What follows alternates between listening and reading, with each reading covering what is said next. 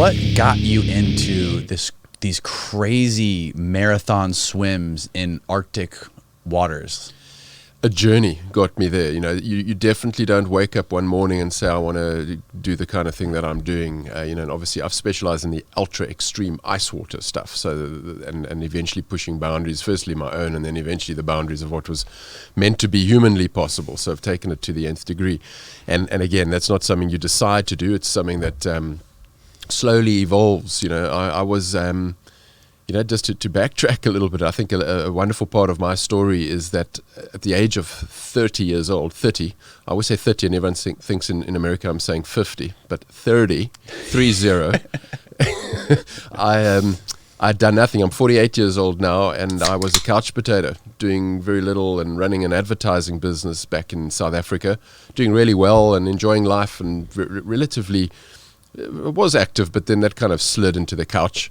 And one day I just decided to make a change. And, I took a client away and he said, well, join my little swimming squad.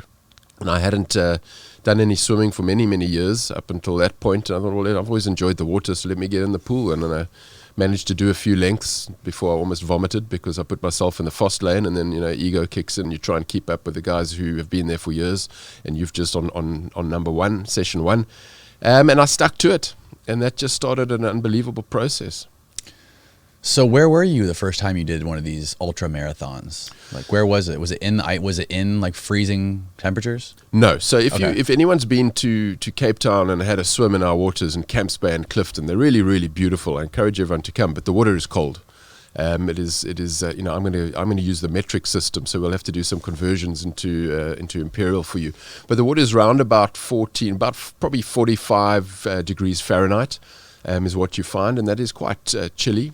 So you are exposed to the cold water. If you ever want to get out the swimming pool and into the ocean, I don't wear any wetsuits or any grease or anything like that. It's purely sort of a brief or a Speedo type costume, one cap and goggles, and so I started to be exposed to the cold quite a lot, and there's back in the day, there's a small swimming community that used to do short distances in these conditions, and I sort of joined them and started to be exposed to the cold and then taking on more, and eventually someone challenged me to do a swim from Robben Island to the beach. Now, Robben Island is where Nelson Mandela spent 18 of his 27 years incarcerated.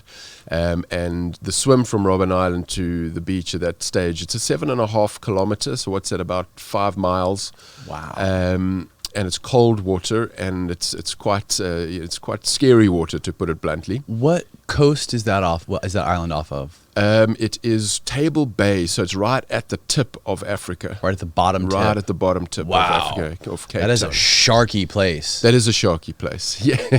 So that, we'll get into that, because that's where a lot of the psychology of what I do comes into it. But just in the early days, I was, if someone swam from Robben Island to the beach, it made front page headlines. It was a big accomplishment.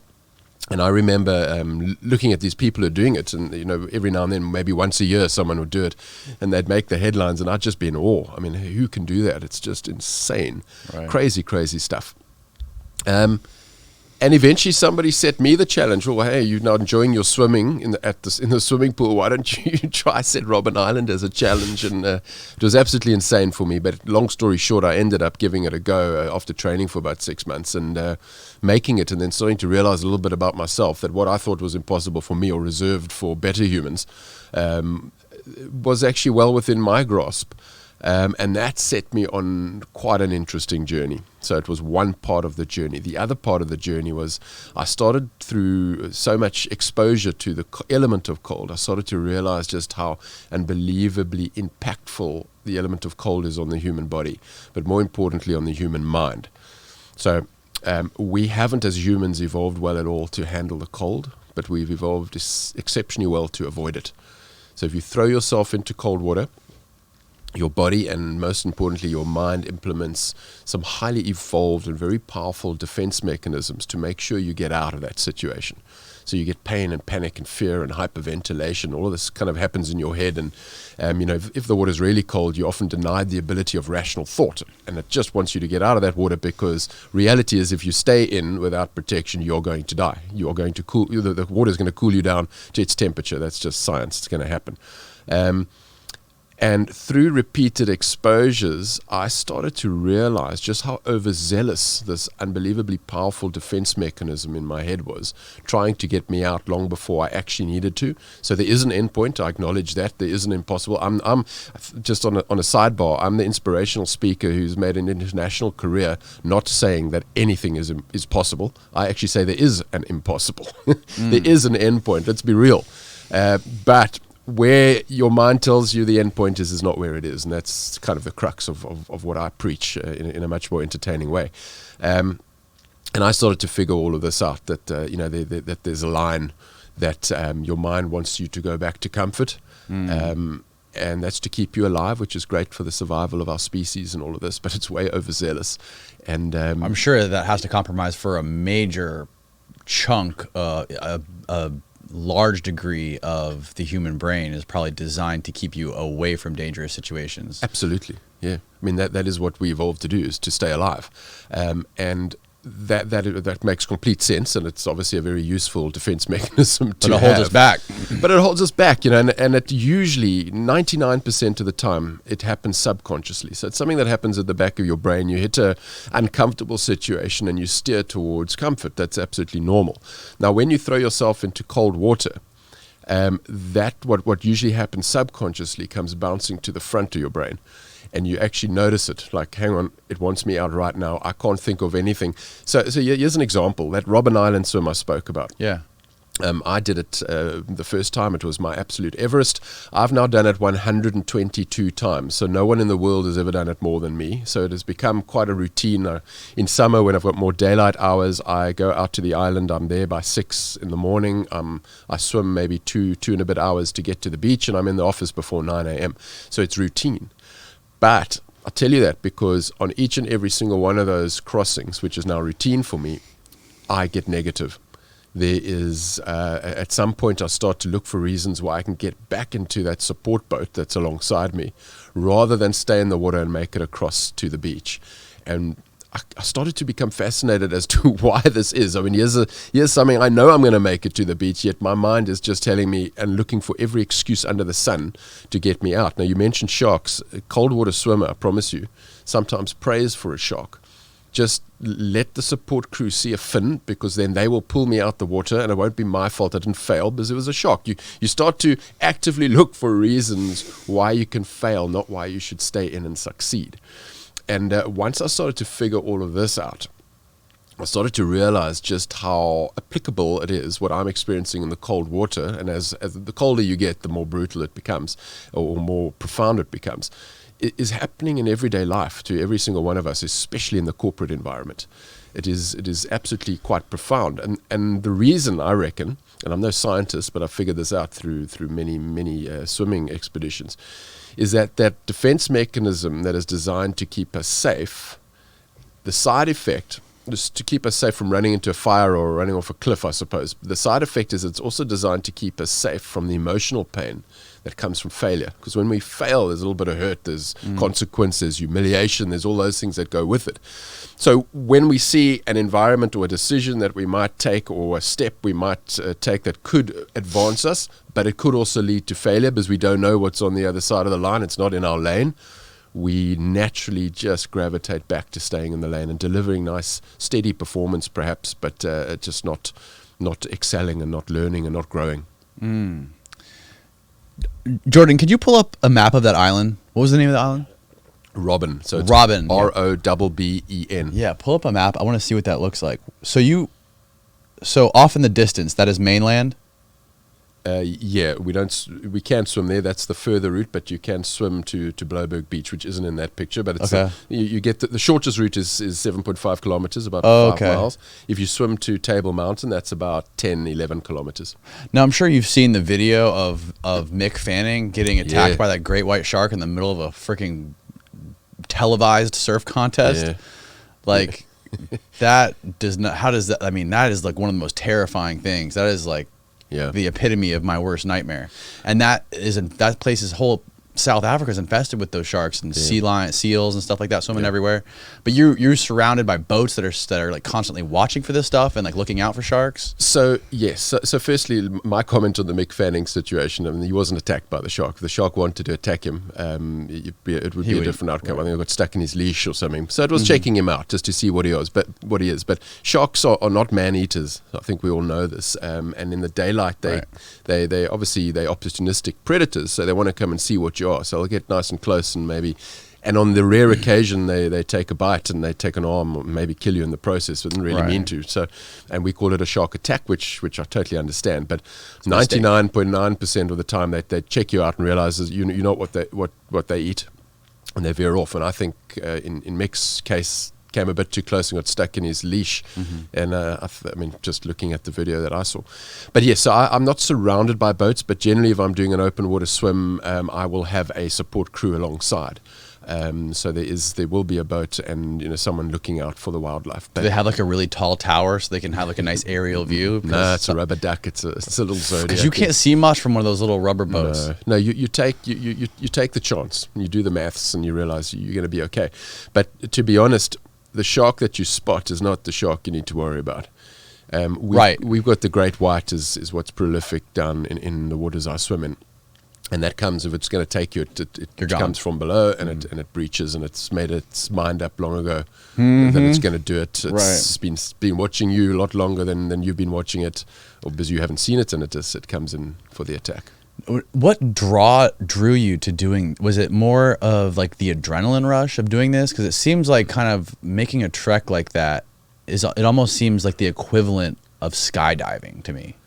Probably, and skydiving's still on my bucket list. I've never have time to do it. So yes, there is an element of that, but I'm not a cowboy. My journey is, I was totally unsporty, as I said. I was sitting on the couch and I started to do these swims that I didn't realize I could do, and they were reserved in my head for other people. And it's the element of cold that fascinated me, the element of how that impacted me, and trying to go a little bit colder and a little bit further. Swimming with the sharks is just a side effect because they're all there. Where I do my training and my swims. Does it add to it? It absolutely adds to it. It's a psychology. So swimming in cold, swimming's obviously a very extraneous sport. When you're in it, you're tired. You are, you're physically fatigued. There's salt water. You're mostly stung on nearly every swim. There are jellyfish and blue bottles and things. So it's extremely uncomfortable. Then you throw in the element of cold, which really impacts you mentally, and it kicks in those defense mechanisms I spoke about. Then you throw in the psychology that you're looking deep down into the blue abyss, and you know what's down there. And even though you haven't seen it, it's probably seen you, and that just pings on your psychology as well, and your state of mind to continue in what is often a very difficult challenge. And all of that put together makes open water swimming, certainly in my neck of the woods, a very, very, very tough sport, which makes you quite mentally resilient if you do it more.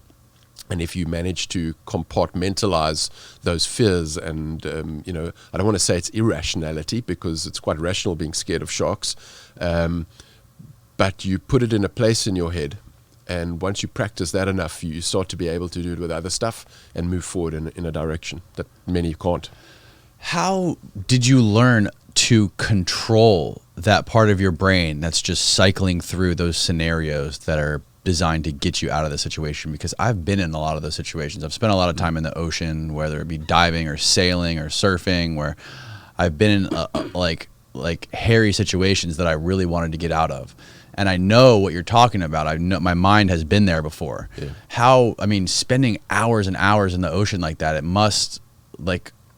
there must be some sort of evolution of your way of thinking, spending that much time in the water. How did you learn to control that? Through repeated exposures, and I do a little bit of homework before, and you have a look at what the odds are. Is it likely that if I swim for that many hours in that body of water that I'm going to attack? And it's always highly, highly unlikely, but not impossible. And it's that little thing us humans can't let go of, that chance. That, I mean, if you drive 2 miles down the road, you don't think, what are the odds of me getting killed on this trip? It's possible, but you're still going to do it. Because it's something you do every day. And I've just, so I put it in the same place, really. Maybe it's a little bit more extreme. So, let me tell you this story. So I think I control it really well, and I do. I'm right up there with the top. However, when I'm swimming, you've got to find a very clear zone in your head, because sometimes I'm doing great distances and it's 10, 12, 13, 14 hours swims, non-stop in the cold, and you've got to go into a certain zone in your mind to be able to handle that, because you're not there to worry about sharks. You're there to worry about your body and pacing yourself and making sure you get to the other side. Sharks and everything else that stings you and is under you and that scares you is a byproduct. So I put it to the side, but every now and then my hand will hit a jellyfish or hit a piece of kelp, and the reaction to that inside my body is a jolt. It's like an electric shock, and that's when you realize you're just harboring that fear just slightly left of center. So it's not front of brain anymore, it's just to the side, but it's still there. But I'm not aware of it while I'm swimming. I go into a zone and I separate myself from it, but it comes rushing back when you bump that that object. Right. I know what you're talking about. What is the longest swim you've ever done? At this point, it's the English Channel. So it took me just short of 13 hours to get across, but I had very rough conditions, and it should have been a bit shorter than that. 13 hours. Yeah, 12 hours and 54 minutes. Non-stop? Non-stop, yeah. Jesus, you don't stop to get water or anything like that? You just have to drink water, right? So you got a support boat, and you will stop on whatever your agreed feed schedule is. So every 30 minutes I will stop, and they will throw me carb drink, because the one thing about the English Channel, I'm sure your listeners are familiar with carbo loading. Any athlete is, you eat as much pasta, whatever, to get as much carbs in you, so right, to fill the tank up. Now, in an English Channel swim in cold water, which turned out in my day to be extremely rough as well, there is no way you can carbo load enough to get you across. So at some stage your tank is going to run dry.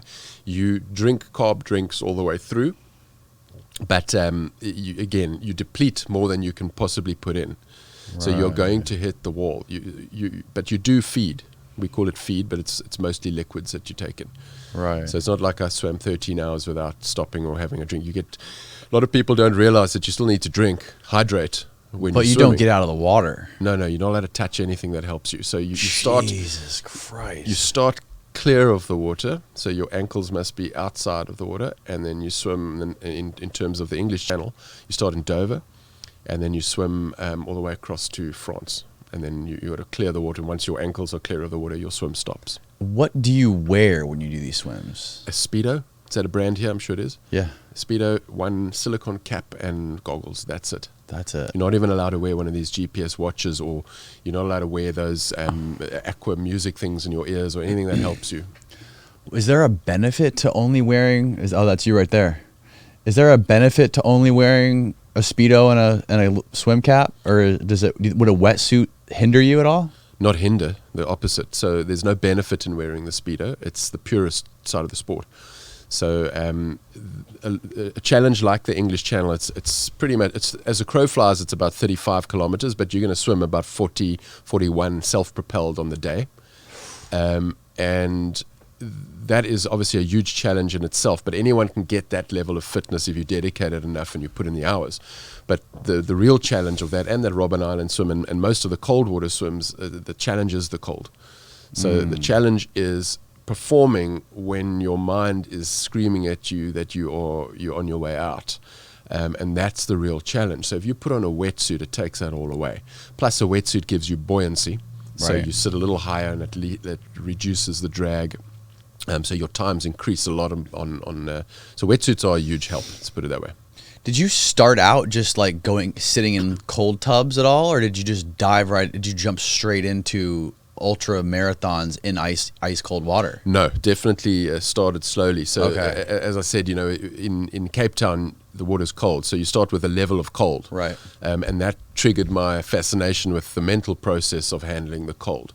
And once I had done everything in and around Cape Town, I looked a little bit further to see where else I could swim. In fact, my first international trip for the cold was to Alaska. There's an island called the Pennock Island there, where most of the locals do the swim around an island annually. I think it's about a 12-kilometer circumference, and the water's around about 12 degrees Celsius as well. I have to get my cheat sheet for Fahrenheit, do the conversions. And I think many of the locals do it in wetsuits, so we went to see if we could do it in our Speedos, and you learn a lot about yourself. And then slowly but surely I've worked my way to Siberia and then ultimately Antarctica.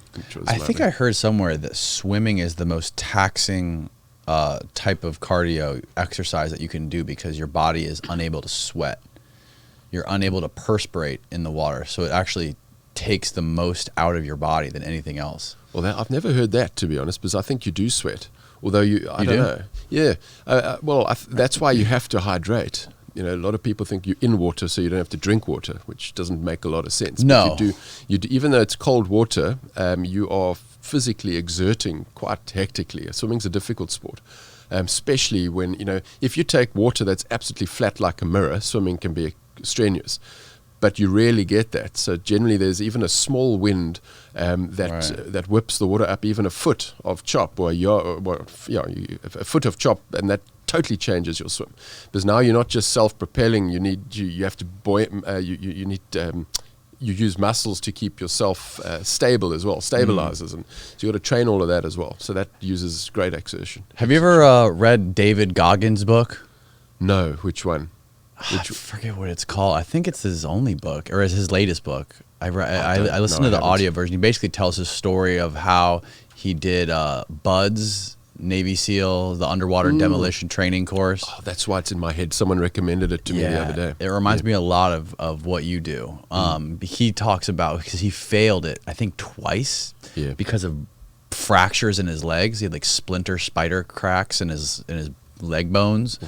And he had to go back and do it. And he talks about how they have to like tread water for 30 minutes. And that must be a breeze for someone like you. I do it in my pool every once in a while. I'll try to doggy paddle for like 15 minutes, and I'm completely exhausted after doggy paddling for 15 minutes. Oh, it takes the life out of me. Yeah, 100%. It is very strenuous, but you can train for that, like anything else. You can, and I'm very well trained for that. So I'm a fit swimmer. I keep myself very swimming fit, and that takes a lot of work and a lot of dedication, a lot of hours, mostly in the swimming pool. But you also got to get out there in the open ocean. When you're not, when you're like preparing for one of these long swims, do you like daily go get into ice water? Is that like a daily ritual for you, or part of your daily routine, or? If I could, I would, but it's not that practical. So I live in Africa. It's hot, and we don't have a lot of ice water. We got cold water in the ocean, but when I've done, I eventually graduated to doing stuff in the real cold, so 40 degrees Fahrenheit and below, and that's where things get hyper ultra extreme. When I'm doing a challenge like that, then I will make sure I'm very fit, and I will have lots of cold exposure, as cold as I can find it. And then what I do is I go to our local fishery, and they have lots of ice, and they fill up a big tub for me. They fill it with ice and water, and we bring that water down to 0 degrees Celsius, or what's that, about 32 Fahrenheit, just before water freezes at that point, and I get into my Speedo and I sit in that. And I'll do that not every day, because it's quite a process to get permission and get that all set up. But I do that a few times, and I'll talk you through why I do that, by the way, if you want to know. Yeah. I mean, I've done it before myself, like after work, not getting into ice, but like I'll do it in the winter here. I will get into my pool, and it gets to like maybe 60 degrees at the coldest. And before I get in, that is the most difficult mental aspect of it, is just getting your body in there like neck deep in a 60-degree pool. It's fucking difficult. It is. Like, explain how you get through that, and also go ahead and explain why you so it never gets easier. There's the bad news. It's always gonna hurt. There are a couple of tricks of the trade that I can share with you guys, but you just listen. I literally have a conversation with myself. I know that sounds silly, but before I exposed to the real cold. I mean, the 60 degrees Fahrenheit and that's a bit of a breeze. That's, Yeah, for you. For me, I'm very used to that. It still hurts. I still get the ice cream headache and all of the things that everyone else will. But, I'm so conditioned now to know that it's just temporary and that disappears and you'll be comfortable in 5 minutes. So, man up and get through it. But when you start getting into the lower levels, it becomes really brutal. And one of the reasons I do those ice buckets, ice baths, as most people call them, is because there's quite a process that happens. I mentioned earlier that your mind is this defense mechanism. So you throw yourself in there and it goes into overdrive. So this pain, panic, and fear that come together in a split second, they accentuate self-doubt, and that you denied the ability of rational thought, and the hyperventilation. All of that happens. And while that is happening in your head, your body starts implementing its own defense mechanisms, and that is the blood rushes from your extremities to your center core. And that's not just fingers and toes, that's arms and biceps and thighs and everything. All the blood rushes out of those muscles to sit here in your center core, because, I'm no doctor or medical dude, but you can live without arms and legs, but you can't live without a heart pumping blood to the brain. Mm-hmm. So all the blood rushes in here to keep your heart warm enough to keep supplying your brain with blood. So you lose all coordination and strength in your muscles because there's no blood supplying oxygen to those muscles. And that is a process I need to understand and I need to figure out. So, for example, when I took on a challenge in Antarctica to try and be the first in the world to do an official mile south of the Antarctic Circle, I would sit in there and I would have to compute that I'm going to be feeling all of this. Because as you sit in that ice tub, it's brutal. It's absolutely brutal, and it hurts. It's excruciating pain. And through that pain, I've got to actually calm myself and say, well, you're going to be walking down the gangway of an ocean liner in Antarctica in 10 days, Ryan. You're going to be diving into water that's as cold as what you're sitting in, and you're going to try and swim a mile distance. How on earth are you going to overcome the massive instincts that are going to kick in, the hyperventilation, that pain, panic, and fear, that petrifiedness? You're going to be scared. Everything is going to just try and get you out. How are you going to not sprint the first 200 meters out of sheer adrenaline and panic, and then not be, not have enough energy to do the 1,400 meters thereafter? All of these things I've got to try and visualize while I'm sitting in that horrible tub of ice. So that's why it's a very important part of the process for me. But I don't do it every day, and life wouldn't be worth living if I did. It's terrible. Yeah. Have you noticed any sort of differences in like your health or anything like that? Like since you started doing this and spending more time in cold water, does it benefit you in everyday life at all? So there's a massive global movement. I'm sure you're aware of that. The cold has got. Oh yeah, everyone on my Instagram feed is showing off how they get into ice tubs.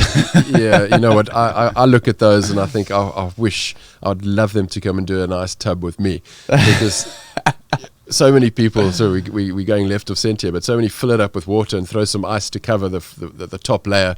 And they jump in, and it's probably brought down a few degrees, but it's you have to do an ice tub properly, because of course when you get in as a human, immediately you start warming that water up. So you got to keep adding ice, because if you're in the ocean, you're not going to warm the ocean up. It's going to keep cooling you down. So you asked about the health benefits. There's definitely health benefits to the cold. I don't know that. I'm sure everyone's heard of the Wim Hof method and all these things which are taking on big time. I'm certainly not criticizing them, but I just don't know a lot about it. What I do, I don't think there's any health benefit to. I've been pushing boundaries, so to the nth degree. Certainly a mental health benefit. Yeah, so let me tell you about the process and why I think everybody comes back and thinks there's such a great health benefit. And I'm not saying there isn't, so don't get me wrong. But when the most dangerous part of any extreme cold swim is not while you're swimming, okay? It's actually when you get out. And that is because there's a process called the after drop. Okay, so now you've done your swim. You've gone through the pain in the beginning. You've got through that pain. You feel good about yourself. You've now sat in the water for a little bit, or you've had your swim. You then get out and you feel great for a little bit. And then all of a sudden, that warm blood that's now sitting in your center core protecting your heart starts to release, and it goes back to your extremities. Okay, so it goes back to your fingers and toes and whatever. And now they're frigid because they've had no blood in them and they've been exposed to the cold. So that warm blood that was in your core rapidly cools down, and it circulates back to your center core and cools your core temperature down. It's called the after drop, so after swim drop. And that core temperature just keeps coming down. Now, it's not that dangerous to most people doing sort of mildly cold swims and enjoying it a little bit. But what we do, it's a deadly process, because if you drop one notch below, you can't control it. If you drop one notch below, you're dead, finished. That's just how it is. Hypothermia is an absolute killer. But that's what hypothermia is. Yeah, that's hypothermia. And when you do when at some point, presuming you don't die, which clearly we do a lot to make sure we don't, you then turn what we call turning the corner. So you go back into and you start shivering. Okay, and shivering is good because it means you're on the up. And when you turn that corner and you slowly start getting some warmth back in your blood and your bones, it releases endorphins like you won't believe. And I mean, I've never done drugs, so I don't know, but I presume it's like being on a high. It must be what it's like. Someone, when I gave a keynote yesterday, someone said, "Trust me, drugs are a lot easier." So to feel the high. So, yeah, there's a lot easier ways to get the high. I wouldn't know, so I'll stick to the cold. But I think when you feel that and you realize just how euphoric that feeling is, because when I do the cold swims, I always come out saying, "Well, that's it, finished. And I'm more intelligent than this. I'm not doing that again. That was horrific." And then suddenly I come out of that after drop and I'm turn the corner and I'm like, wow, what's next? That was awesome, how rad. And it's just a endorphin release that just makes you feel so great about life. And that's why it's treating depression and it's treating anxiety and all of these things. You just feel so good about yourself. Yeah, there is no better feeling. I'm aware of the feeling just from surfing in like really cold water for hours on end and then getting out and warming up and feeling that kind of like zero drag type feeling. Yeah. It's like there's nothing holding you back. You're just kind of like moving against, like without gravity almost. So you've got a good taste of what it's about. Yeah. And then, but when I do it in the tub or like in my pool, I have to get out once like I start to feel the pins and needles in my head and in my face. Yeah. It's different. When you're out in the ocean, like for me, for surfing, it's like, it's different because I'm not thinking about the elements because I'm having so much fun, like doing something else. My mind is occupied. I'm distracted. Exactly. Yeah. But when you're in the pool, it's like, well, you could hit the escape button just by moving 2 feet to the right or just climbing right out. It's like right there. Yeah. So it's way more difficult and it feels more painful too. Yeah. But you've hit the nail on the head. The distraction thing, I talk quite a lot about that because, you know, if you're not distracted and you walk into really cold water, it's excruciating, and that's all you think of. And I learned this. There's a beach called Camps Bay down in Cape Town, and it's often really flat, and you just walk in. But every now and then, there's a set of waves that are coming through that dump, and they can really hurt you if you get your timing wrong. And every time I go swim there and there are no waves, I find it excruciatingly hard to get in that water. You go through all the pain. But every time there are waves, suddenly I'm swimming, and have forgotten all about the cold and the pain and hardly notice it. And I started to put all those things together, and the pain's still there, but you just focused on something else. You focused on not getting dumped by the waves. So what happened to that pain? Or what happened to all those negative emotions and sentiments and squealing and everything else that you do? So that's always been fascinating to me, and I've looked quite deeply into that. When you swim through giant surf, do you swim under the waves or do you swim over them? I go under. You go under, I would imagine that. I don't have a surfboard or anything, so I just keep low. Right. Do you surf ever when you're in Africa? I did not at the moment. I used to as a lighty, as a youngster. Lighty, as we say in South Africa. In Cape Town? Cape Town, yeah. Really? Yeah. Why have you stopped?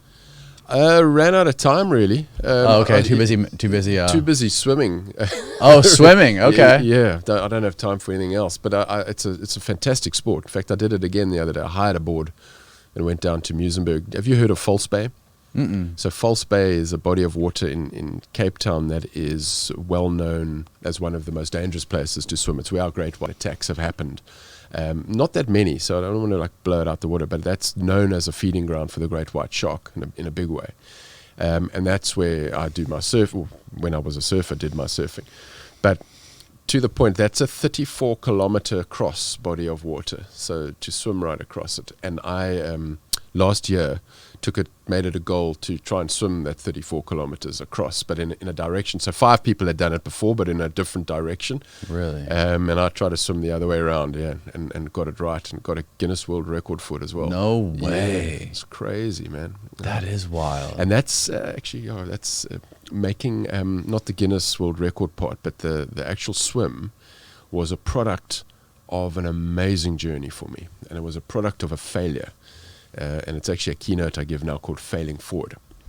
where in my swimming career, I started small, and then I tried something bigger, and I succeeded, and I tried something bigger, and I succeeded, and then I tried it bigger and bigger, and I kept succeeding and succeeding and succeeding. And then all of a sudden, I tried a swim which was from Ireland to Scotland across the North Channel, and it kicked me in the butt properly. I got something called SIPE, which is swimming-induced pulmonary edema, where your lungs fill up with water and you don't even know it, and you're basically drowning. And I was getting this while I was swimming, and I very nearly drowned. So, but it was my own fault to a degree in that. Let me give you a little bit of how it works if you're interested in this. So steer me. So when you're going to do a swim like the North Channel, so that's also 35 kilometers across. It is 12 degrees Celsius. Where is this North Channel again? That's between Ireland and Scotland. So in far northern Ireland and Scotland. Okay. Yeah, so you're going to try and swim from Ireland to Scotland. Jesus. And it's about 35 kilometers, but it's very cold water. And again, no wetsuits, anything like that. And it's meant to be one of the toughest swims. I've done tougher, but this is a real tough one. What makes it so tough? Just the distance? The distance and the cold, yeah. Okay. And the currents that move in between those, imagine. They're massive. So you have to get your timing right on tides. So there's only a certain tidal cycle that you can actually humanly give it a go, and that you rely on people to help you with. But I book that with a guy who knows the channel and has expertise in taking swimmers across. He tells me maybe 2 years in advance the tide I'm going to swim on. Okay, and I've got 1 week. I've got to fly from South Africa to Ireland, where you're based, and I've got 1 week to make it across that body of water. And if the weather doesn't play ball in that 1 week, and that 1 week selected on tides, so tide variance, if the weather doesn't play ball for those 7 days, you go home, finish. It's kind of like summiting Everest. If the weather's terrible and you're only 100 meters from the summit. How does he know 2 years in advance? Because the tides are predictable. The weather's not. Okay. So the weather's your gamble. So you can tell me, I know exactly what tide's going to happen between the 1st and the 7th of August, so that's your slot. So I arrive there, and then I've got to wait for a nice day to happen in that slot. And if there's no nice day weather-wise, then I'm in trouble. And of course, Murphy's Law for me, there was no nice day. So it was, hey, thanks for coming to Ireland at great cost and trepidation and training to get yourself there, and but you might as well go home because it's the weather's not cool. But being me and being a little bit arrogant at the time, and I had all these successes, I was the guy who always succeeded. I'm the guy who figures it out, and no matter what the ocean throws at me out there, I'll figure it out and I'll get across. And I managed to convince the guys to let me have a go on a day that they would not have taken anyone. And they knew my reputation, so they were okay to do it. And it wasn't the roughest day in the world, to be honest. So that's another thing I must just disclaim here. A swimmer looks at water very differently. So what looks maybe quite benign to most people, as a swimmer, you'll be looking at it going, that is terrible to swim in. So even just big rolling swells are okay, where some people go, oh, well, that's rough. But a swimmer looks at the chop and the sort of washing machine kind of effect. Right. There's no uniformity to it. So you just cannot get into any rhythm for 12, 13 hours. That's brutally hard. And I was out there in that kind of weather, and it was very cold water. So I think about, we get this right, probably about 50 degrees. What's 12 degrees Celsius? I should have brought that cheat sheet, damn it. Good God. And I was 6.5 hours in to the swim, and I was doing really well, and I was getting all the thumbs up from the support crew, and all of a sudden they stopped me and at a scheduled feed, so on the half-hour mark, and they said, I need more from you, which is very unusual for me to be told I need more. In other words, I need you to speed up. You're slowing down, because they track you on the currents, and you've got to get to certain points before the tide changes, otherwise you get washed out to ocean, so you've got to make it across. So they needed me to up my pace. And I remember thinking that's a little bit weird, because I'm swimming hard and I've been getting all the thumbs up. I haven't changed anything. So I tried to pull harder, and I just couldn't grip the water. It was just the most bizarre feeling. And I'm trained to understand hypothermia. I'm trained to feel shit for a long time and perform under those conditions. Yeah. So I was feeling shit, as I expected to. And I just remember having absolutely no power in my arms. I could not pull. I could not give the guy what he needed more. And then they stopped me again. And, there's no kind of gentle love on these boats. So there's no like, oh dear, won't you try and push a little harder? It's like, do you want to go to Scotland or back to fucking South Africa? You make a decision. Give me more. And it kind of hits you. And I tried, but eventually, all of a sudden, everything just went black. And my eyes went totally fuzzy. I couldn't see. Oh, shit. And I took my goggles off, apparently. I don't remember this part. And I swam away from the boat. And obviously the crew realized there's something proper wrong there, and they pulled me out. And I can't remember getting into the boat or any of that, but I remember suddenly being in the boat and like, am I still swimming or what's going on? And being very dazed. And then I heard what could only be described as a death rattle, like a rasping sound that sounded like it was inside my head. But what it was my lungs had filled up with water. So I was drowning. I'd got this swimming-induced pulmonary edema, SIPE. And the water, through a whole series of things that we unpacked later, my lungs had kind of allowed water to come in. I'd also, in the rough water, I'd drunk a lot of salt water as well, which also, the salt then upsets the balance in your chemical makeup and that. So I was drowning. How did the water get in your lungs? Just because the waves are splashing over me, and I was... you were inhaling it? And sorry, no, that's not how I get in my lungs. That's how I get in my stomach. But right. I don't want to get too technical here, but you've got a layer over your lungs which is impermeable, so it doesn't allow water in. It only allows out. But when there's a chemical imbalance, the way I understand it, when something goes wrong in your body, that gets disrupted and it allows moisture to seep in. And I'm taking in a lot of moisture, so I suppose I've got all this salt water in me and various other things, lack of sleep, and there was a lot, and hypothermia and everything that's just not not comfortable. And slowly it was drowning me, so I was like inches away from death. And that was, I can't remember why I started telling you this story. I've gone like totally left of center. But anyway, that was a huge failure for me. It was a massive kick in the pants. Yes, I was talking about the failing forward keynote, and that being me, we got the Coast Guard out. I don't know, they got oxygen on my face and they saved my life, and I went to hospital, and there I was sitting. They got a helicopter out there? No, they came out I'd swum 20 kilometers, so we were 20 k's off the Irish coast, so they could get out there quite quickly. They were already on the water, thankfully. And they carry oxygen, so they got it on my face, and then they zooted me back to the harbour where there's an ambulance waiting and got me to Donaghadee Hospital. Fun place.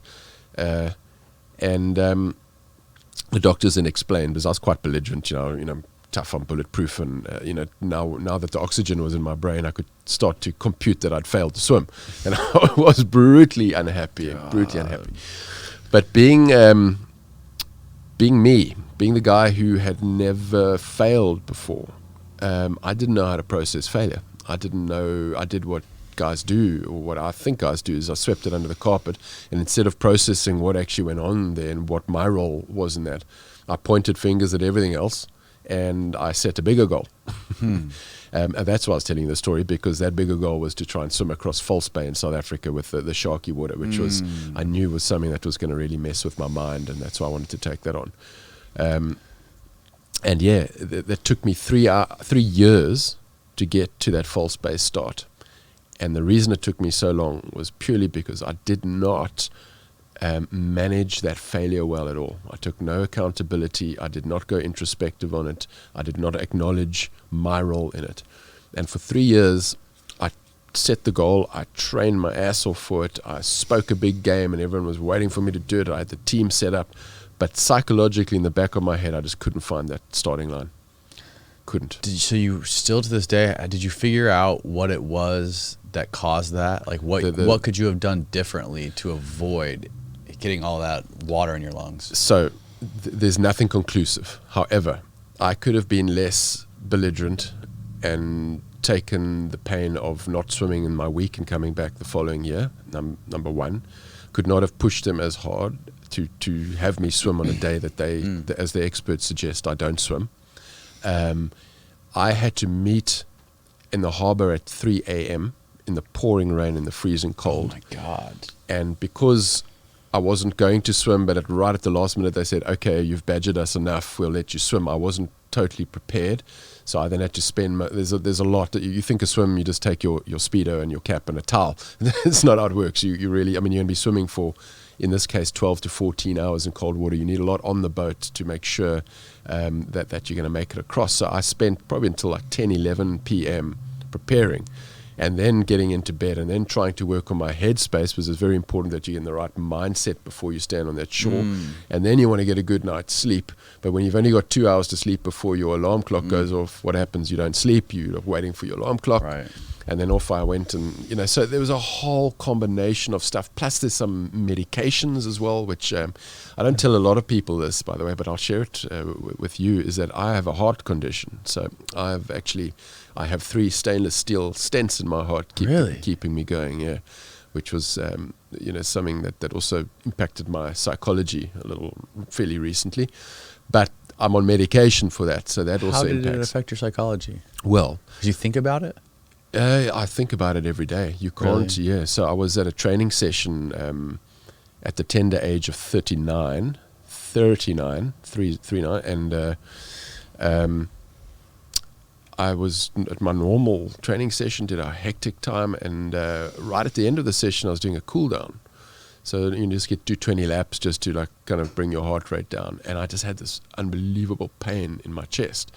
And I could actually feel myself sweating in the water. I could feel everything getting hot and flustered, and I don't know what it was. I just thought Training in the ocean or a pool? No, in a pool. Okay. With a coach and other people on a Saturday morning, so kind of a social vibe. And, Okay. But you train hard. And I remember thinking, well, I'm not going to stop because I must just work. I think it felt like air trapped or some pressure in my chest. I don't know what it was. And I carried on. I finished doing the swim, and then I climbed out, and I was sitting on the side of the pool, and people were chatting to me. But even though I'm dripping wet, I can still feel sweat coming through. And I just remember thinking, that's really bizarre and a horrible feeling. And then the pain subsided, and everything was fine. Didn't bother telling anyone. Got in my car, and I was driving home, and I just felt it just like like this pain in my chest, right in the dead center, and all the sweat and the pain down my arm, and I just realized there's something seriously wrong. Still not knowing heart, because I'm super fit, super healthy, 39-year-old. Didn't make any sense. And I remember having to make a decision. I'm either going to pull over on the side of the road and die in my car, or I'm going to make it home. So I decided I'm going to really push and get home. And long story short, I got home, and my wife at the time, I'm now divorced, I told her the story, saying something weird happened, and she could see I looked a bit disheveled. And she enforced me to go to the doctor, which I reluctantly didn't want to do, but thankfully I did. And through a whole sort of extended story, they diagnosed that I had these arteries that were about to block off. And So it was a heart attack that you had? I never had a heart attack. I had the full-on angina. So I had days, weeks before the full-on heart attack came. So the arteries were really closed. Then they put the stents in those arteries to open them up again. And you asked me why that affects you psychologically. It's a massive psychological blow. When you think you're bulletproof, when you're on the up and you're doing stuff and you've got all these plans, my swimming career just started, and I had plans to really push my limits, and all of a sudden your body says no, and everyone and your doctors and all your family and everyone are like, well, we're glad you're still with us, but your swimming days are over, now you just be stay-at-home dad, and that just was so impactful to me personally. It was terrible. So besides the, I suppose, humiliation and belittlement that comes with it, also now when I did go back to swimming training, like 2 days later, gently, every little niggle and little pain, still to this day, 9 years later, you react differently, because now I know I have a problem, and I know it could trigger at some stage. And I'm normal, the stents have fixed it, but it's it just impacts you. So you feel maybe far more vulnerable than I would before. Did you have any sort of like history of this in your family, or did they say it was because of your lifestyle, or what did they say could have been the reason for it? The 100% hereditary. Hereditary, Yeah. So my lifestyle's good. Never smoked. I enjoy a beer, glass of wine. Make no mistake. But I'm fit as a fiddle, active, and generally a very healthy lifestyle. My dad had some problems. He's still with us, so he's fine. But he had heart disease, and I got that clearly through that line. What do you have to do? Like, how long do you train before one of these swims? Excuse me. Again, how long is a piece of string really? So you take something like the English Channel or the False Bay swim or the North Channel swim or one of these longer cold marathon swims. There's a whole different training regime to trying, for example, to do a mile in ice water. And ice water we classify from 41 degrees and below. 5 degrees Celsius. So before you do a really long swim in really cold water, do you have to change your diet at all beforehand? You need to put on weight. So the more weight you have, the more insulation you carry, and it makes a huge difference. And how do you put on weight? What kind of nutrients? What do you eat? I'm not very scientific about it. I wish I was. Is it more carbs, more fat? Yeah, more I eat more carbs, really. Okay. And I'm not necessarily a huge believer in carbs. It's just they're the most accessible and the easiest way to put on weight. I am, from what I do, I'm really not the right physique for it. If you saw me now, maybe you disagree, but I'm generally not the right physique for cold water swimming. If you look at most cold water swimmers, they are very large units. Are they? Yeah, I'm not, and that means I'm at a greater disadvantage. They have a lot of fat on them. A lot of people have a lot of fat, yeah, and that plays a huge role. I mean, I'm sure it does. I mean, fat is supposed to be one of the best sources of energy. Yeah. And it's also very buoyant. So I imagine it just makes it way easier. You're buoyant, and but from a cold perspective, it keeps the cold out for longer. Right, right. Have you ever experimented, thought maybe about transitioning and to get more fat on you, or? Yeah, so before a big swim, I often try and bulk up a little bit. You don't do the opposite, but it's sometimes a bit of a push and pull, because you're eating more, but you're training so hard, so you're losing more. And up until recently, I lose weight really quickly. Now that I'm getting a bit older, it's getting a darn sight harder, but I've got to readjust to that. But I would be eating a lot and training more, and just very hard to put on weight. I was told to put on 6 or 8 kilograms before going to English Channel, and I think I managed to put on like 2 or 3. Wow. Yeah, and I got cold properly. Jesus. So before you do a big swim like that, you would just gorge on food. You would eat a massive fatty steak or something. Or? I absolutely love food, so it's a great sport for me to justify. I do. For example, I'll go and do a 20-kilometer pool training set, which is horrible and brutal and takes about 7 hours in laps backwards and forwards. And the thing that will get me to the end is the burger I'm going to eat afterwards. I fantasize about it. And funnily enough, in fact, I went in great detail in my book about it. On the English Channel, I got to a point where my nose got blocked because there's quite a lot of ship diesel and stuff in the water, and the salt impacts my sinuses. So my sinuses were completely blocked.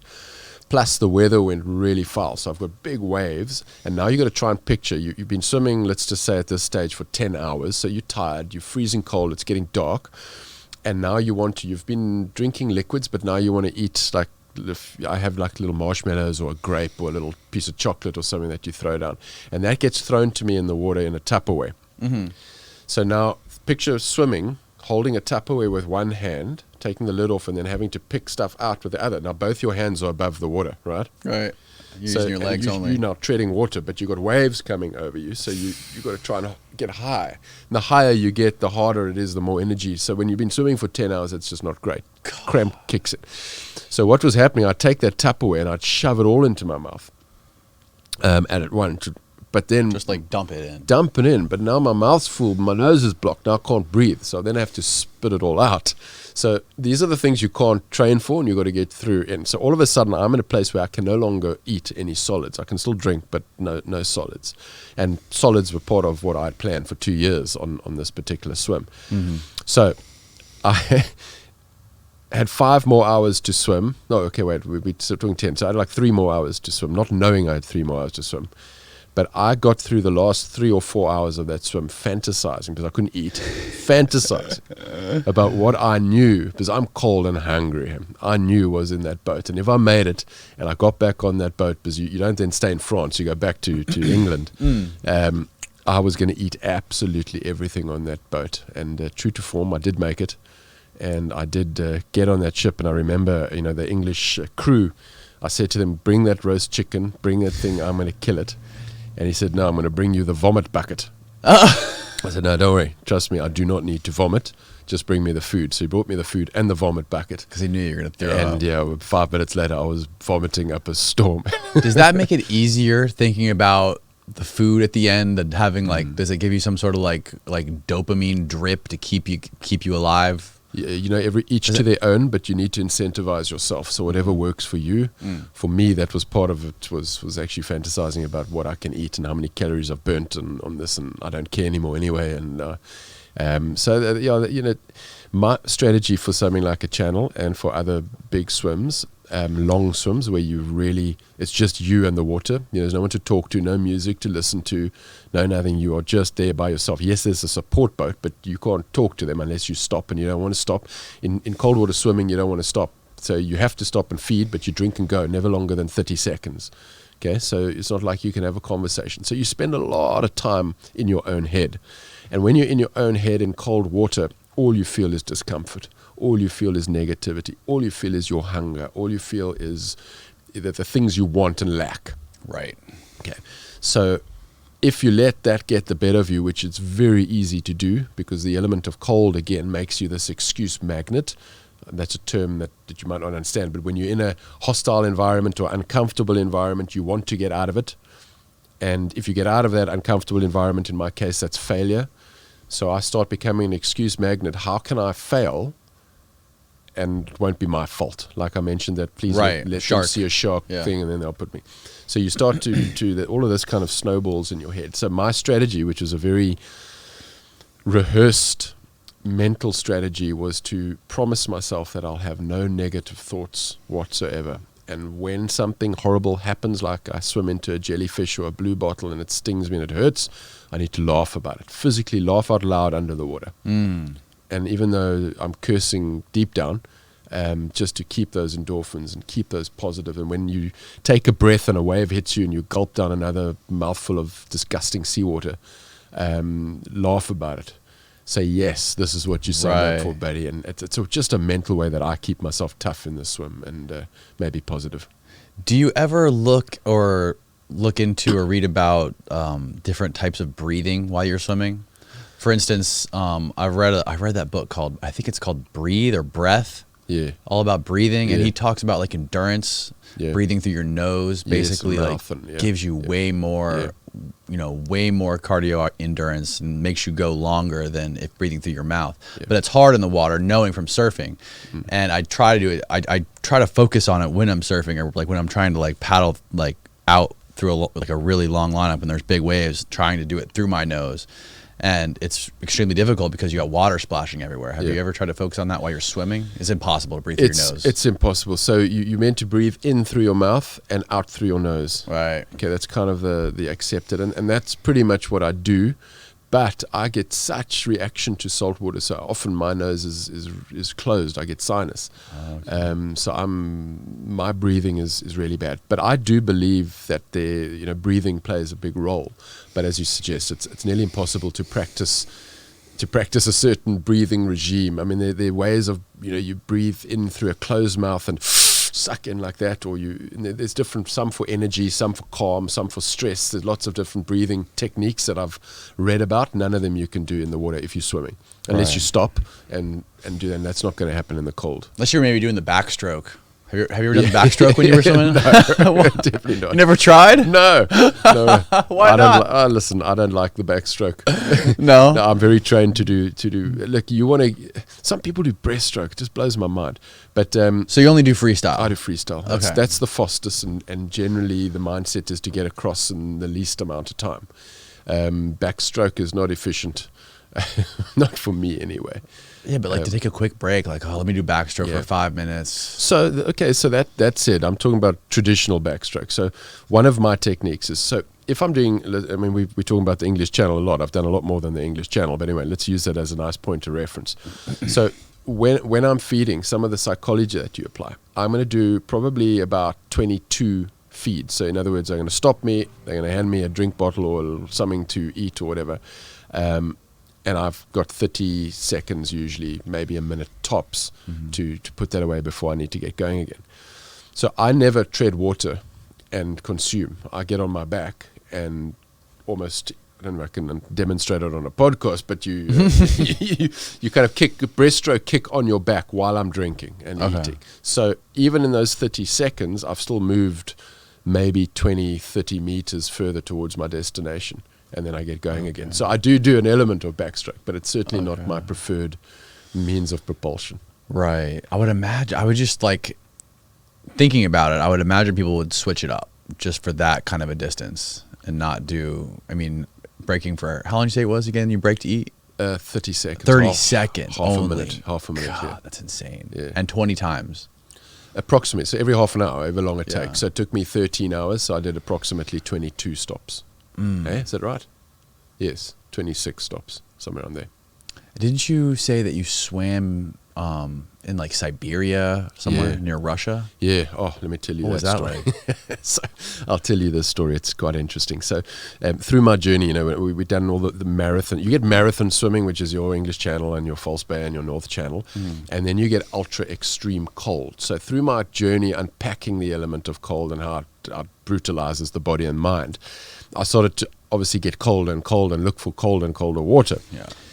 And one day coming back from a cold swim somewhere, I think we try to be the first to swim around the southernmost tip of South America. Remind me to tell you that story, because that literally I can write a book about. We came back and we were getting quite into this cold thing, myself and a couple of like-minded mates.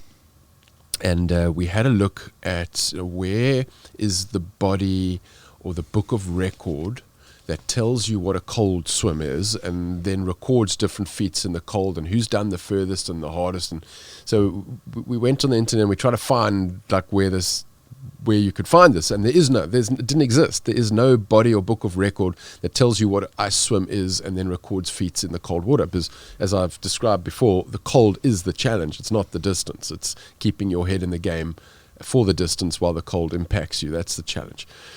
And we were sitting in Cape Town, which is on the southern tip of Africa, and it was a boiling hot day, just kind of like Tampa for the last week. Yeah, for real. Hot. And we decided, why don't we start the organization or the body that tells people what you need to do a cold swim and then record different feats in the cold. And on that day, at least in my mind, the International Ice Swimming Association was born. So it's an association. Really? Yeah. So it's a formal association. It wasn't started by me. It was the idea of another gentleman. But I was a founding member of it. And together as a bunch of mates, we said, well, let's tell the world the following. If you want to say you've done an official ice swim, you have to commit to swimming a 1 mile distance, so 1,609 meters. You have to swim that 1 mile wearing only a Speedo costume, one cap and goggles, no wetsuit, no grease. You can't even have a plaster on you. You've got a cut. You've got to take it off. It'll be that pure. No watch or anything? No, take your watch off. No watch. You have to swim that 1 mile in your Speedo in an outdoor body of water. Can't be indoors. And that body of water needs to be 5 degrees Celsius, which is 41 Fahrenheit, or below. If you can do 1 mile in the attire I've described and follow the rules that we set, you will be recognized by our organization, in the International Ice Swimming Association, as having done an official ice mile. And we'll give you a certificate, and we'll give you a red jacket and a badge, all that cool stuff, and you will go on our book of record as having done this ice mile. And we kind of the gentleman who started it takes all the credit and did all the work to make it an official, and we then sent it off into the world to see if we get any bites, if there's anybody out there who actually wants to try this stupid stuff. And off it went, and probably about 3 weeks later, 3 of the founding members received an invitation to come and partake in an ice swimming event in a place called Tumin, Siberia. Okay. Tumin? Tumin, T-Y... You got to pull up the map, Jordan. T-Y-U-M-E-N. Okay. Tumin. And they were holding an ice swimming event. They had come across the International Ice Swimming Association, And they wanted to use the good name of the association at their event. And if we were prepared to do that, they would then fly us over, and we'd be allowed to come to the event, but not to do a mile, to do like a 50-meter or 100-meter dash, maximum 400 meters. Okay. Yeah, I'm looking at the map. I haven't seen this place for a long time. I've got mixed memories. That can't be it. It looks like. Oh, well, that's summer. Look for 2 men in winter. Is this? So are you swimming in a river or in the ocean? No, so Tyu. Tyumen. Try that. 2 men. Yeah. Somewhere on there. Oh my God. Yeah. Now that's the right spot. Yeah, that looks better. Yeah. So Jesus. Now pull up like a map view of it.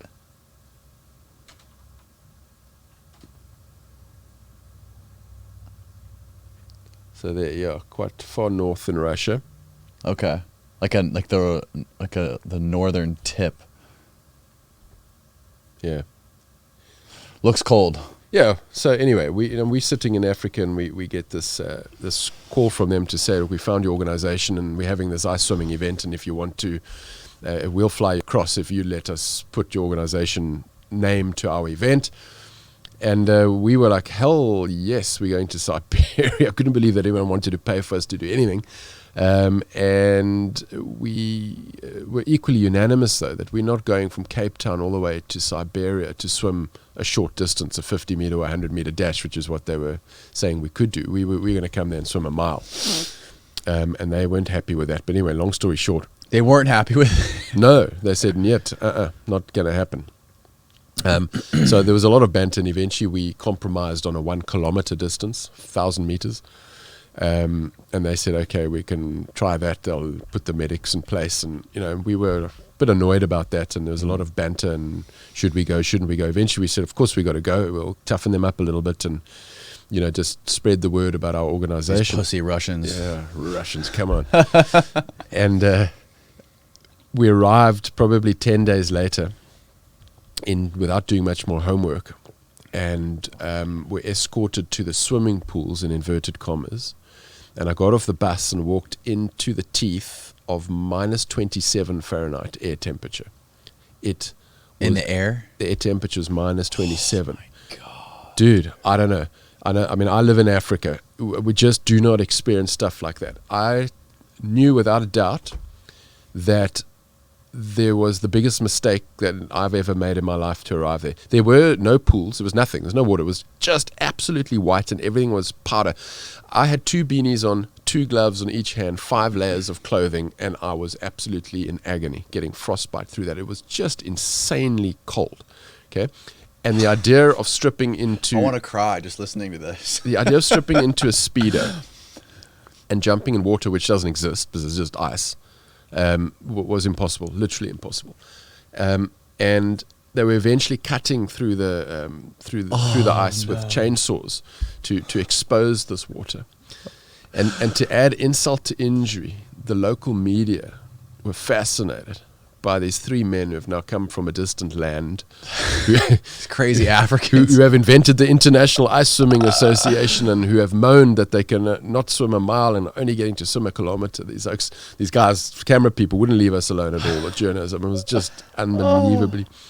And I'll never forget a very pivotal moment in my life, in fact, in the story, and I include this in the keynote and in my book, was when we broke away from the cameras and the media, and 3 of us that had gone to Siberia from South Africa, we went and sat in the little sauna that was provided at this event, a little wooden hut, and we barricaded the door closed from the inside. So sitting in a sauna, which was boiling hot, 5 layers of clothing, barricaded the door, and there was no of the usual testosterone-y kind of banter that we get off on. It was just wide eyes, and we could only think of, like, how the hell do we get out of Dodge? I mean, this is just insane. We'll pay back the money, but fuck this, I'm out of here. And I honestly believed outside that door, if I took off one of my gloves, that my fingers would fall off. It was that brutal. And it's a fascinating 24-hour mental journey that I went on in Siberia that took me from absolute certainty that it was suicide 24 hours later, standing on the edge of this pool of death that they'd now cut out with the chainsaws, getting ready to swim a kilometer in minus 33 or minus 27 Fahrenheit, minus 33 Celsius. And yeah, it was absolutely excruciatingly brutal, but I survived it and got all the frostbite to prove it, and taught me some unbelievable lessons. How the hell did you swim that far? They weren't able to. They cut that distance out with the chainsaws? Oh, I'm going to show you the videos. You have the videos? Yeah. Where are they? Well, on my computer. Oh, they're not online? No. There's a lot of them are in my keynote. You'll find bits and pieces. I'll gladly share with you afterwards. Okay. Maybe you can cut it into we'll have to cut it in. I'll give you little snippets because it's quite amazing. So they basically just cut this long strip, like a long swimming lane. They'd already mapped it out. Okay, so 25 You might be able to find meters. pictures of it, though. If they've done it, if there's a lot of people have done it before. Yeah, I'm sure you will. I want to actually see if I've got What's it called? Siberian swimming? Yeah, they ice do swimming? They do it in more places than that. Let me just see if I can see anything. You can kind of get the idea there a little bit on. I know that's not very useful to podcast listeners showing pictures. Okay. On my They even phone, put the lane separator. There you go. There. Okay, there we go. Yeah, that's me, I think. Is it really? Yeah. Can you full screen that? I think it might be. Everyone looks the Here, same. watch that video right there. There's a video to your left. Up. Holy shit. A lot of this is people just doing the in and out, and they jump in and jump out and have a bit of fun. This one right here? No. To the left of that. Right there. Swimming with her beanie on. Yeah. So a lot of people you'll see swim with their head up. They don't put their head under because that's where you lose most of your right. most of your heat. Oh, there's some crazy nutters. Oh, Little kids? Yeah. What kind of a psychopath you got to be to put your kid in that water? Look at this guy. Oh my gosh. So they're all types. So when you do, like for example, when you do like plunges in the cold when you're not swimming, do you go all the way under, or do you just go like up to your neck? No, I go all the way under. So when I'm doing the ice tubs, it's up to the neck, but then I always go completely under as well. But when you're swimming, it's face down, freestyle, straight from the beginning. Right. So you have no choice, obviously, when you're swimming. Yeah. That looks torturous. So Siberia was, the early days. So this ice swimming thing has caught on a lot, and we also learned a lot from our Russian friends as well, who obviously are far more used to this environment. But the distance that we did that day, the kilometer, was way more than most would ever consider doing, and that's what kind of put us a little bit on the map and taught us a lot about what we were able to bear, and that's where that was kind of the benchmark to take it a little bit further. Is there a process when you were in Siberia doing that, when you get out, when you're done? What is there has to be like an immediate protocol once you get out to like make sure you don't fucking die. So you're pretty useless when you get out. So you're brittle. Okay, you're absolutely brittle. Now, let me tell you just quickly. So what they do, they cut that lake out, the 25-meter swimming pool out of the lake, and then they put wooden boards on each side. Okay, so when you turn around, because you've got to do laps, you've got something to kick with your feet. You're not allowed to do a tumble turn, because when you do a tumble turn, you get quite disoriented because of the cold and your ears go all funny, so you're off balance, and sometimes you kick off skew and you end up underneath that ice sheet. And that's just not good. It's horrible. It's dark and scary under there. So you're not allowed to tumble turn. You have to touch the side and then swim. Even on just changing directions, touching the wood above the water, your hands stick immediately in that minus 33, just like that little feeling. So you end up then touching underneath the water. So the protocol is, obviously there's a support team ready there, there's medics and everything, and they literally help you out the water gently, because you're absolutely brittle. It feels like everything's going to just crack off and fall off. Right. They got me out, and I'd walked down. Being South African, I'm totally underprepared. I came in flip-flops, so I walked to the pool in flip-flops, and I took the flip-flops off when it came time to dive in and do my kilometer. By the time I finished, I got out 15 minutes later. They then sturdy me, and they want me to put my flip-flops back on and then walk me to the sauna where they're going to recover me. But they put my flip-flops on, but they'd frozen frigid into the ice. They were stuck in the ice already. So I had to walk bare feet to which was probably about 70 meters away where this little sauna was.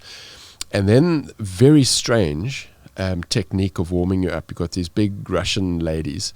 Firstly, before you go into the sauna, so before you're in the warm part, they sit you outside and they take the snow and they give you a proper snow rub. And I think the snow there is so dry, it's warmer. It also absorbs water, so they get all the water off you very quickly. But just the walk, all my eyebrows and my hair had gone solid into ice. I mean, it's that cold. It's got to be so much. It's got to be so similar to when you're free diving and you go super deep, or when you're scuba diving and you're super deep, breathing that oxygen. You shoot to the top, you get the bends. Yeah. It'll kill you. Like going from that super cold to the sauna, that will fucking kill you. Absolutely, you got to do it very slowly. And the other truth about the recovery process is that the places that hurt the most are your fingernails and toenails, and one other piece of anatomy that really takes some proper strain. Your pee-pee? So, yeah, exactly. So if you put your hand on a cement table and you take a hammer and you whack every single fingernail, that's the level of pain. It is absolutely brutal. And that is probably because the tiniest capillaries under your fingernails actually burst because the blood freezes in them and they kind of expand. And then later when you're warming up, that blood tries to get back in, but now it's all broken and messed up. And it's just excruciatingly sore, and the nerves don't like that at all. So they start by first the snow rub. Then you move into the super warm environment where they start pouring usually just room temperature water over you. Normal room, not Siberia room, but right. And then they slowly increase the water temperature. And I can tell you, there are ladies doing it, but all you want your hands and your feet done, and all you want to ask them is, please just pour it down there. It's so sore. That is crazy, man. Did you guys go out and just drink gallons of vodka afterwards? How did you know? You're in Russia. Yeah, totally. And, in fact, it's quite an interesting. I won't tell the whole story, but we went out huge that night. And, I bet. Right through the night, and then very nearly missed our flights. My one friend tackled another guy into a pile of snow, and just beneath the snow was a bunch of concrete or a pavement, and he cut his whole face open, and oh man, Jesus, it was messy. Yeah. Wow. And so where did you fly? You flew directly into Siberia? Did you go through Moscow or? Yeah, I think Moscow, and then Tumen.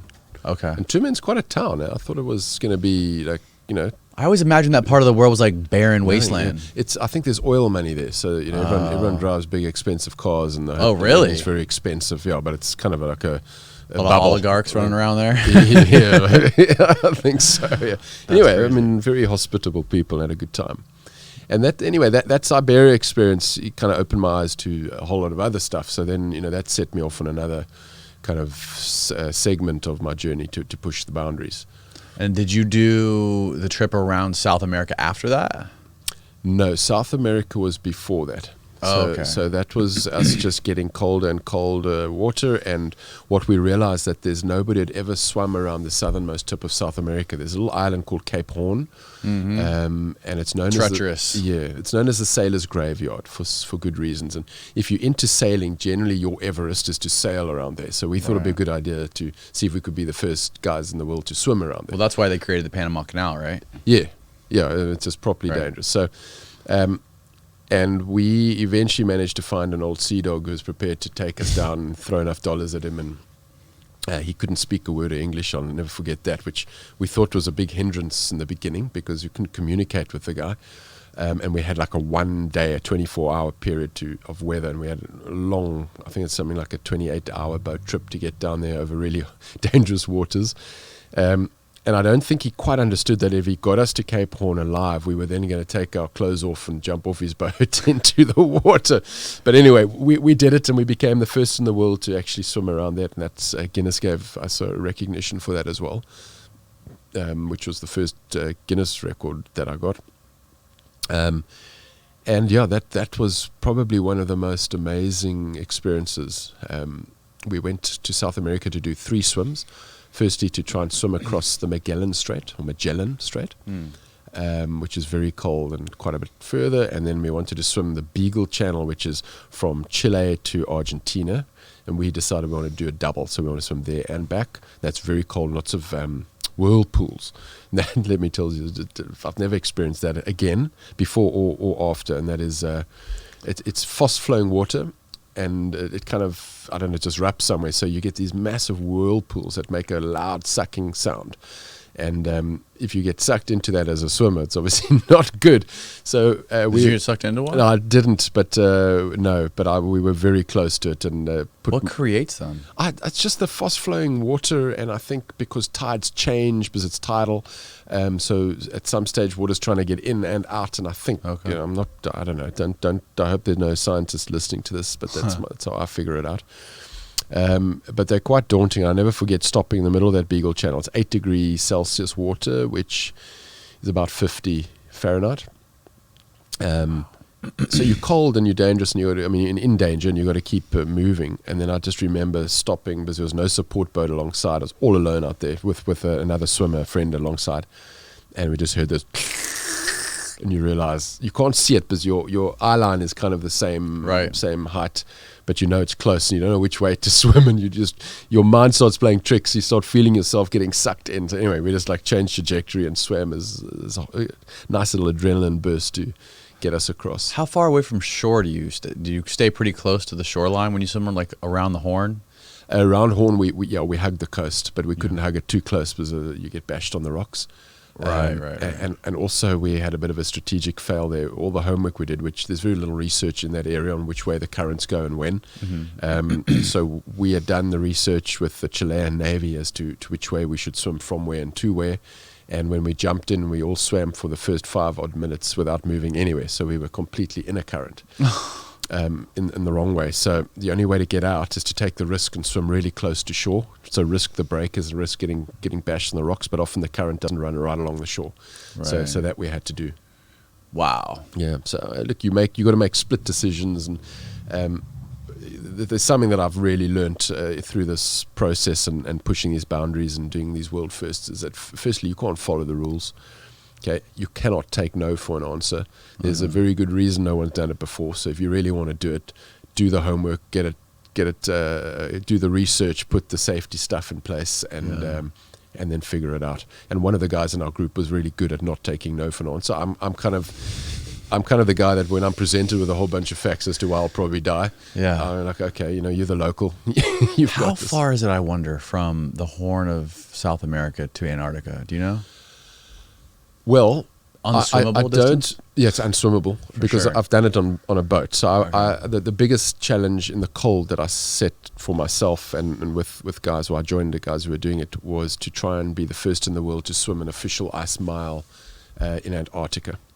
So I have gone, once I'd done the swim at the Cape Horn, we went back again and then took a cruise liner to Antarctica. Oh, so, wow. So I've done that. You go across the Drake Passage. It's one of the most volatile bodies of water. It's really, really tough. The Drake Passage. Drake Passage, yeah. It's really tough. Those are some of the most unexplored parts of the ocean. They are, yeah. And quite interestingly, although, I wasn't part of it, so it's not really my story to tell, but I was part of a rowing crew that was going to be the first in the world to row from Cape Horn, or basically South America, to Antarctica.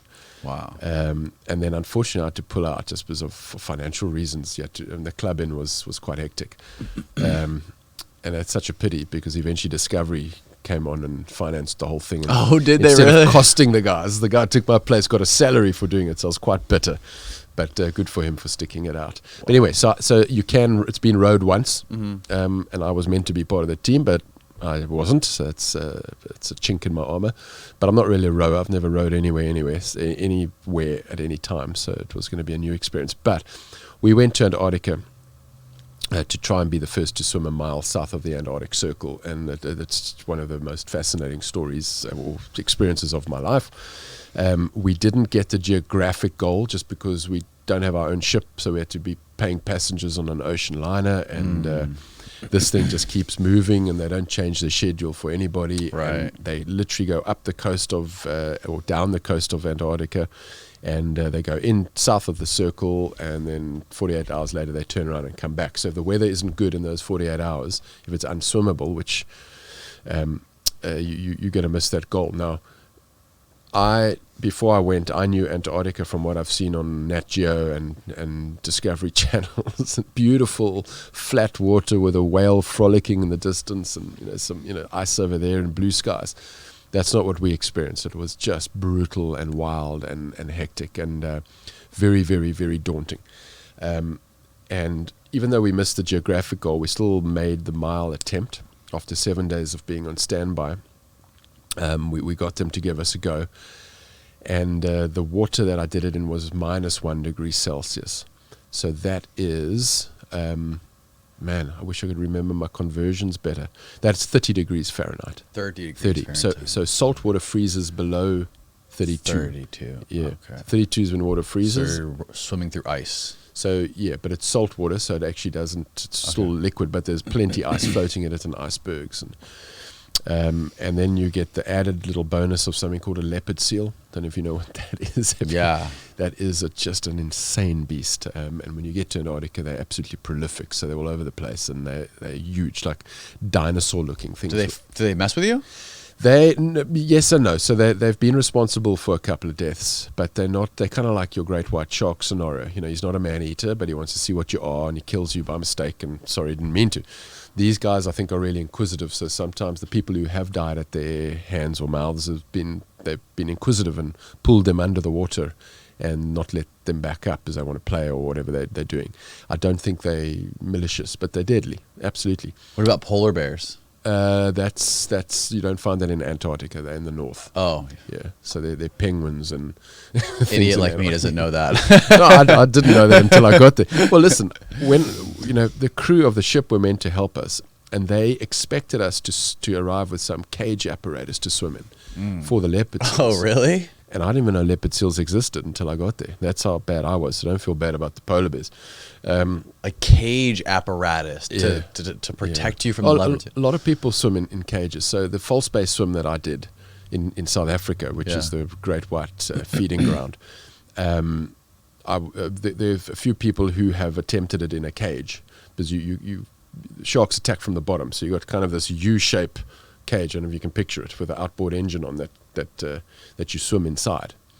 And it drags it behind the boat or something? It's actually got its own transom and I mean there are lots of different makeups, but picture almost like two canoes and a transom between them at the back, and underneath each canoe there's sort of a cage that goes down, and then a flat cage and coming up at the other canoe. No way. So you swim between the two canoes, but below you there's metal bars. That's insane. Yeah. I had no idea that was a thing. I've never done that. I did do a swim with a guy once, and he was in the cage, but there's no room for me, so I was on the outside.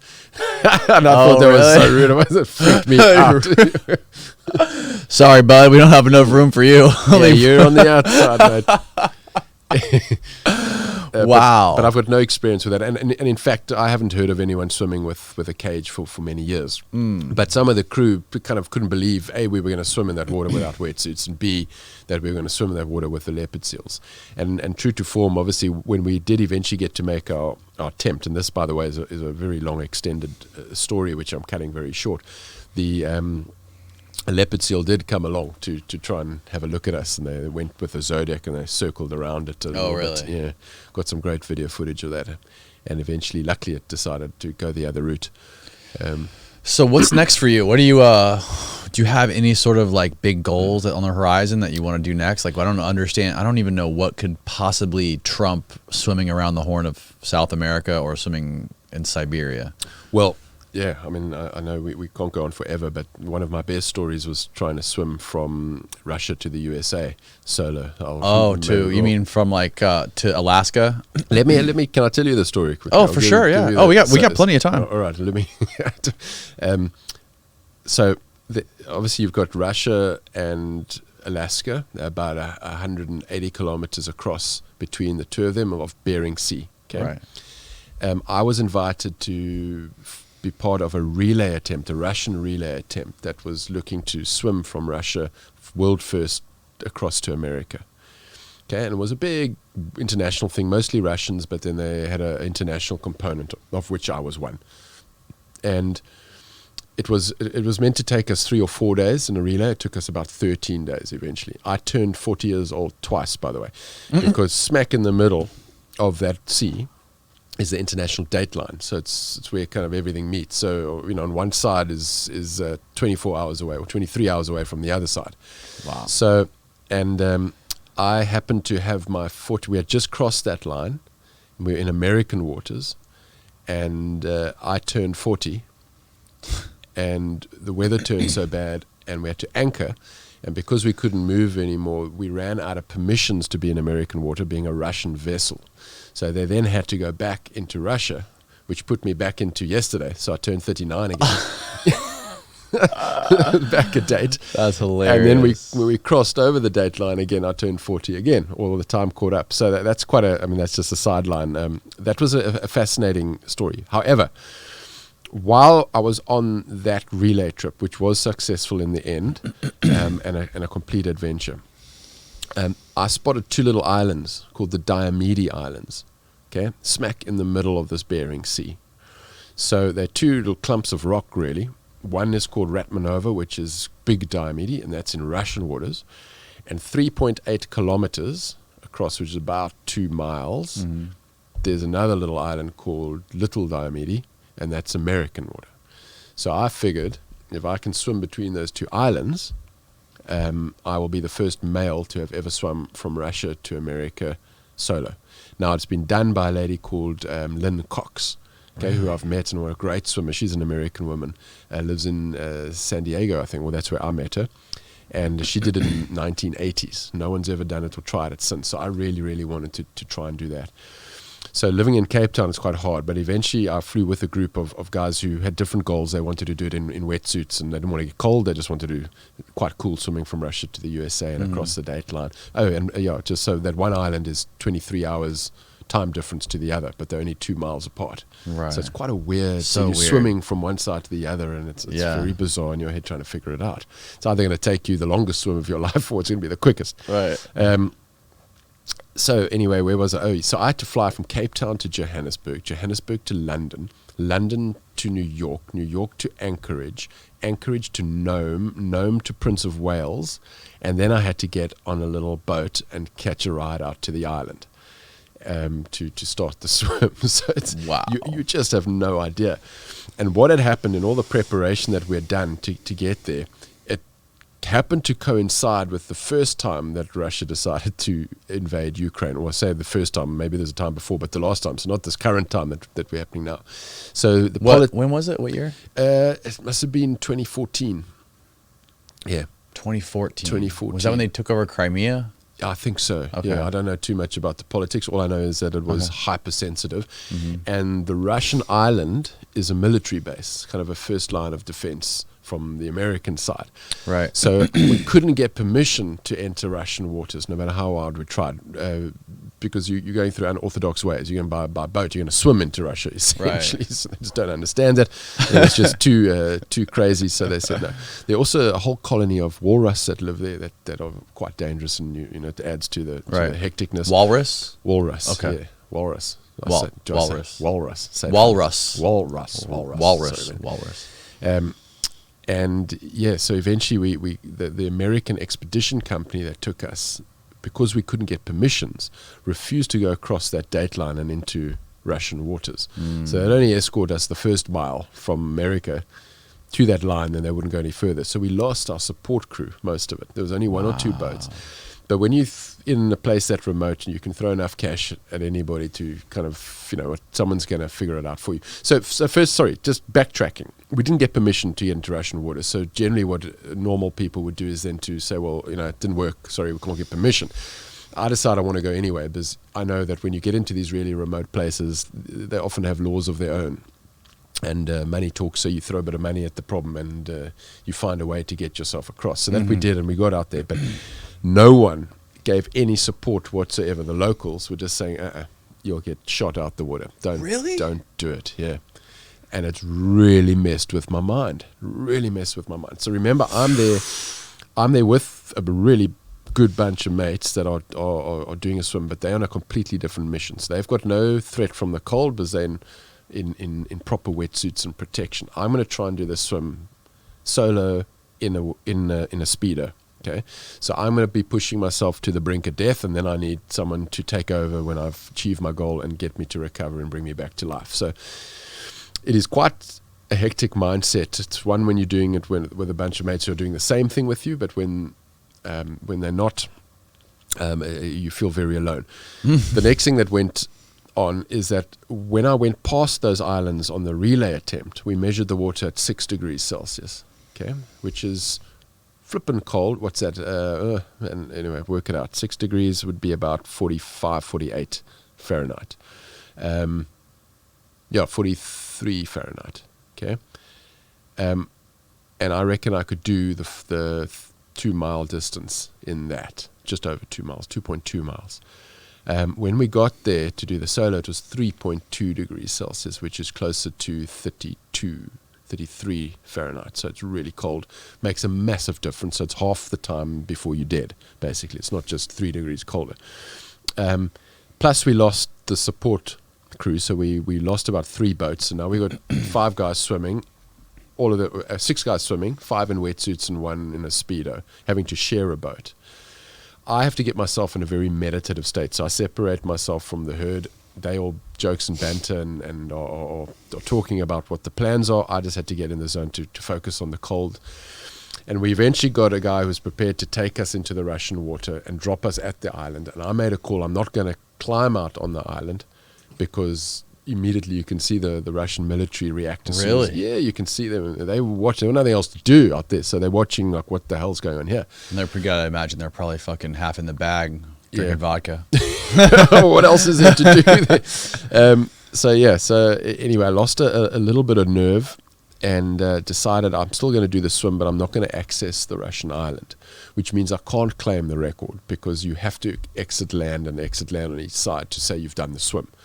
So I decided, just take me to opposite the island, drop me in the water, and I'll swim hell to leather back to America, which is what I did. But I need a support boat alongside me, because it's 3 degree water. There were patches of 6, so it was between 3 and 6 Celsius. And because we had lost some of the support crew, we were all sharing a boat. And when we reached that date line, geographically, obviously there's no line. You're kind of swimming, one stroke you this side of the line, the next stroke you that. The guys all stop for a photo shoot. And I can't stop. So it just went. So they all said, no, just swim on. So I kept swimming by myself, completely exposed out in the middle, knowing that I'm dying body-wise. Right. There are walrus in the area. There are currents that are sweeping me out. And I swam the 3.8 or the 2 mile distance, and the support boat came alongside me, and I realized I got my trajectory horribly wrong, so I wasn't swimming to America. I had to swim at an angle to compensate for the currents running between the islands. That I'd got it a bit wrong. I'd gone a bit too hectic, because I didn't have a boat beside me, and you can't really see where you're going. Bottom line is, I didn't make it. I got pulled out. Really? I did the distance, so I swam from Russia to America. But I did not start on the Russian island, so I can't claim the record. Long story for that, but it's quite hard to picture all. But if I had the visuals, it makes a lot more sense, I'm sure.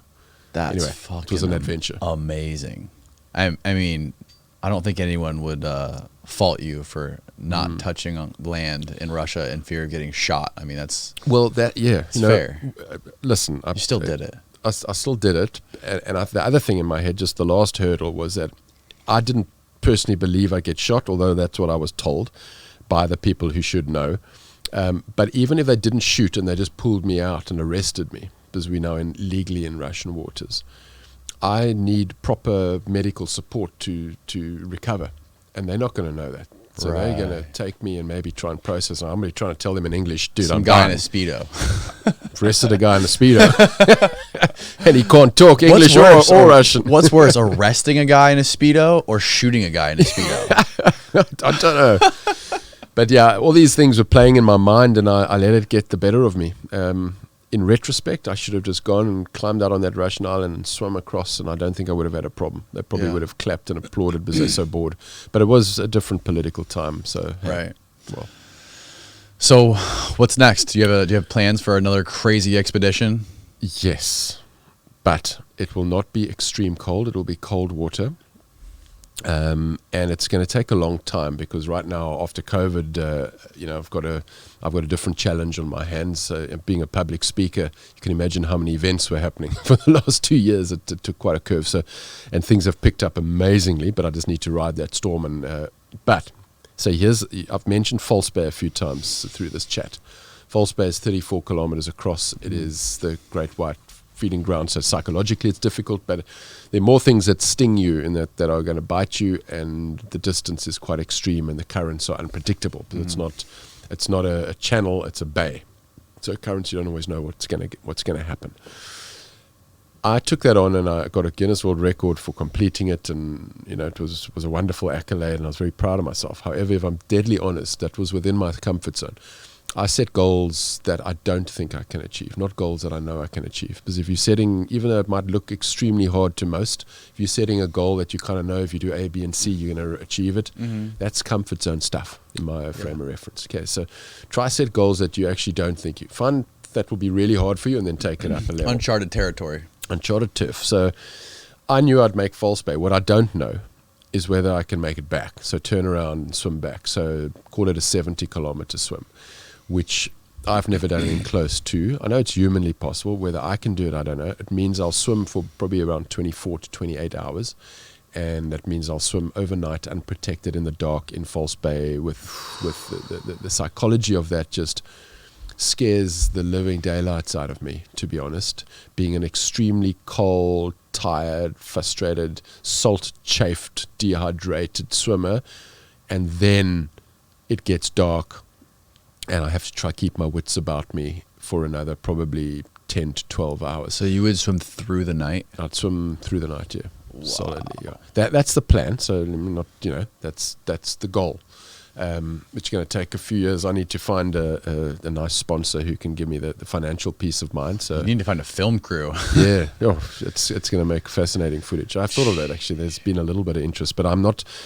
Although I'm talking about it on a podcast, that's just part of my process to get my head right. I am disclaiming it by saying there's a lot of stars that need to align before I even start the training for that.